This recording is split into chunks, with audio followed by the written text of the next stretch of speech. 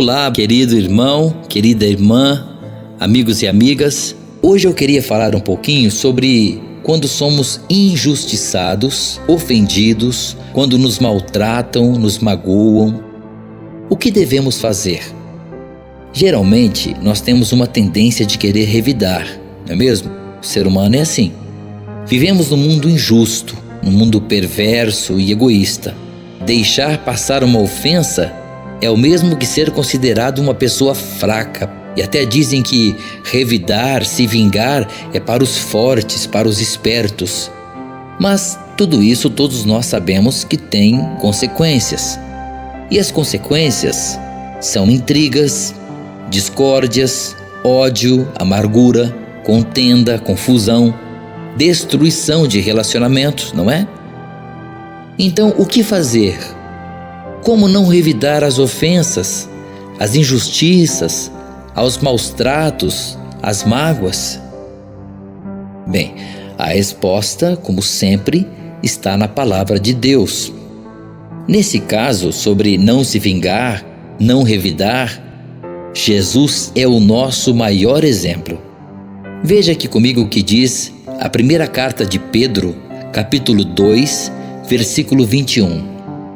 O texto diz assim: porque Deus os chamou para fazer o bem, mesmo que isso resulte em sofrimento, pois Cristo sofreu por vocês. Ele é seu exemplo. Sigam seus passos. Você notou, querido? Fazer o bem, mesmo que isso resulte em sofrimento. Amar, mesmo quando somos maltratados, assim como Jesus. Existem várias coisas que levam alguém a te ofender, a te magoar, a te maltratar. Mas você sabe qual é o principal motivo?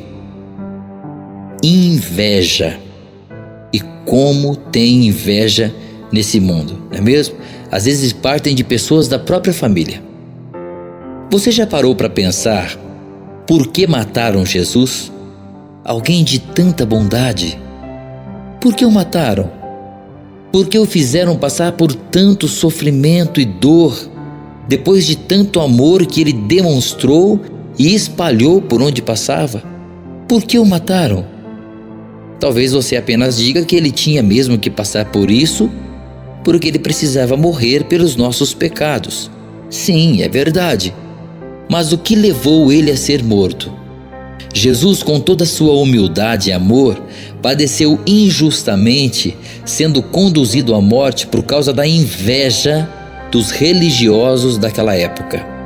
Foram eles que tramaram às escondidas a morte do nosso querido Senhor Jesus Cristo. Esse maior homem que já viveu, que amou a humanidade, foi-lhe dada uma coroa de espinhos, um madeiro e alguns pregos como recompensa. Agora eu te pergunto, querido, você se sente injustiçado, maltratado sem merecer? Se Jesus padeceu tantas dores, por que conosco seria diferente? Agora, já pensou se Jesus tivesse revidado? Se ele tivesse se vingado naquele momento, ele não teria morrido e nós estaríamos condenados eternamente, pois a morte de Cristo nos salvou. Mas ele não revidou. Ele deixou para que no seu devido tempo seu Pai julgasse a humanidade. E mesmo pregado no madeiro, ele orou a Deus, seu Pai, para que perdoassem aqueles que estavam executando a sua morte. Jesus pagou um alto preço por nós. Ele se fez justiça por nós. Ele nos justificou mediante o seu sangue derramado naquele madeiro. Um sangue esvaído em dor, em agonia. E como ele reagiu diante de tanto insulto, ofensa e injustiça?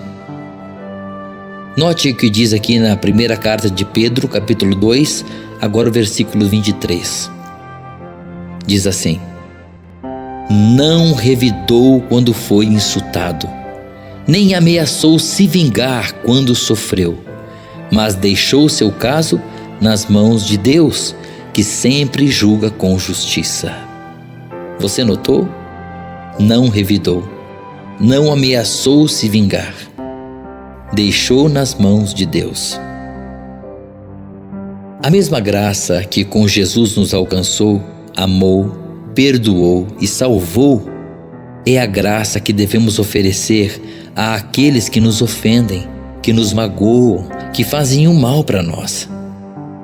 Nós temos a ordem, o mandamento de amarmos uns aos outros como Jesus nos amou. Querido, o amor é o melhor revide. O amor é a melhor vingança. Deixar nas mãos de Deus é a garantia de um julgamento correto, adequado, gerador de bons resultados. E isso não trará para nós péssimas consequências. Que possamos seguir os passos de Jesus, que seu exemplo de humildade, de amor e de perdão seja o nosso padrão de conduta. E lembre-se, o amor sempre será a melhor resposta. Deus te abençoe.